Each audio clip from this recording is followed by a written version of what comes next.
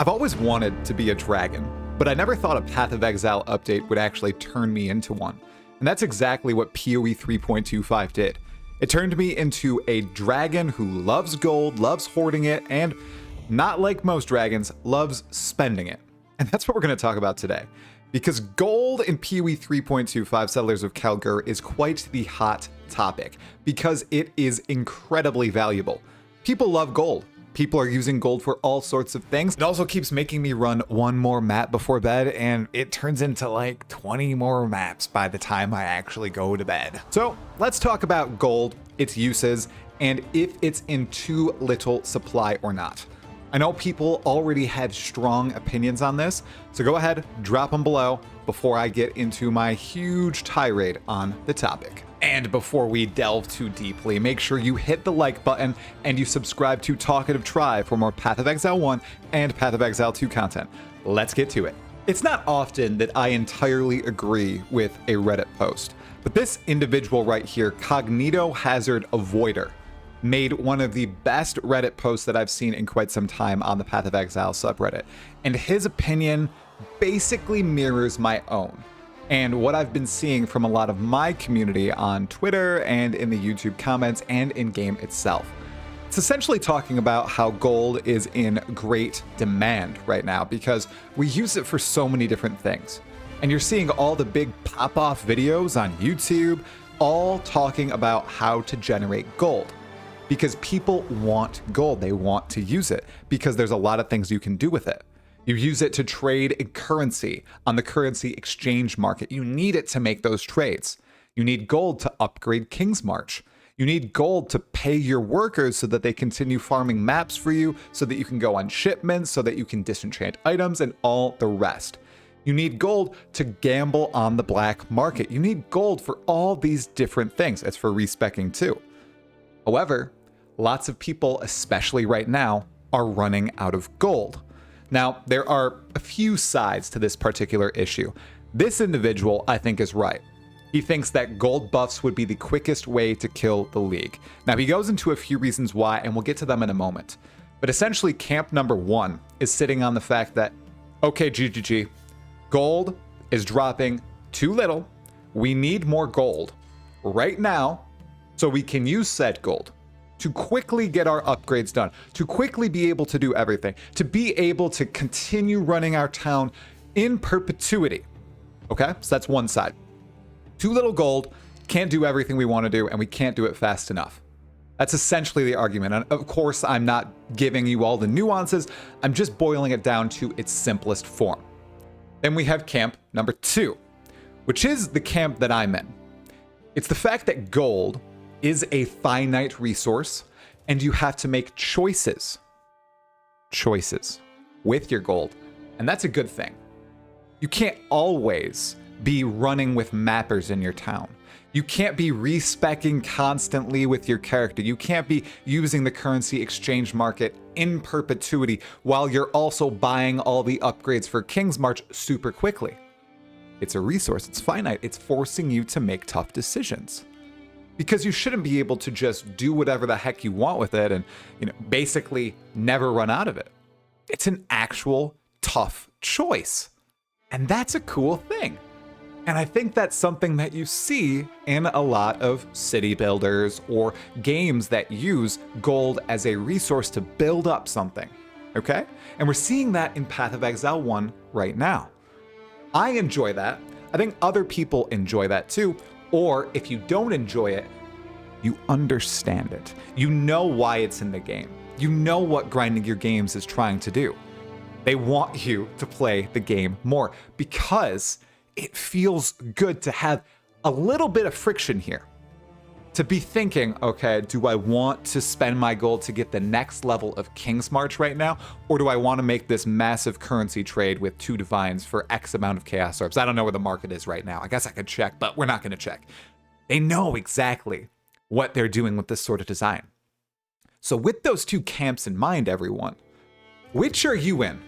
Are you in camp number one where you don't think there's enough gold? Or are you in camp number two wherein you think gold is in a good place and we just need to make difficult decisions with said gold? I wonder which camp you're in. Let me know. Number 3, yes, there is a third camp. And I am a little understanding of said camp. And that's that gold is in a decent position right now, but it's focused around a singular area. And that is maps. Other league mechanics, including the Settlers of Kalguur League mechanic, don't provide enough gold. And of course, let me just swap over here to Grinding Gear Games credit. Yesterday, they increased the amount of gold dropped by monsters guarding mineral deposits, which are the Settlers of Kalguur in map mechanics, so that's very good. However, in places like Heist, in Delve, in other league mechanics that are in maps themselves, gold is not dropping a ton. And people are rightly saying, hey, how about we diversify where the gold is dropping? How about we increase the drops here and there? For example, there's no gold in Sanctum. However, you do get a lot of currency in Sanctum. So perhaps GGG keeps it where it is right now. They're kind of saying, well, you're getting unique rewards in Heist. You don't need to get a ton of gold in Heist. If you want gold, you need to do mapping. You need to do the base PoE experience. In Heist, you're getting custom bases and various other things. Uniques, like replica Alberons that can fund your entire rest of your league, right? However, I do understand the side of people that are saying, hey, I'm a heister. I like being able to play this different vertical of PoE, but I need gold. I need to progress in Kingsmarch, and I want to use the currency exchange, and I want to be able to respec, right? But they can't because they're not making enough in Heist or Delve, so they need to go back to mapping and get into that core gameplay loop of PoE. If PoE wants to move forward and say, hey, we have these different verticals of endgame, we want people to be playing in all of them, I think that they should buff gold generation in those other verticals. However, if they want to draw people back into the experience that steals the souls of Path of Exile players, then I think they double down and they allow gold generation to just be sky high in maps. Now, those are the 3 camps as I see them. Now just talking a little bit about gold itself and the best ways to get it. Well, it's T17 maps right now.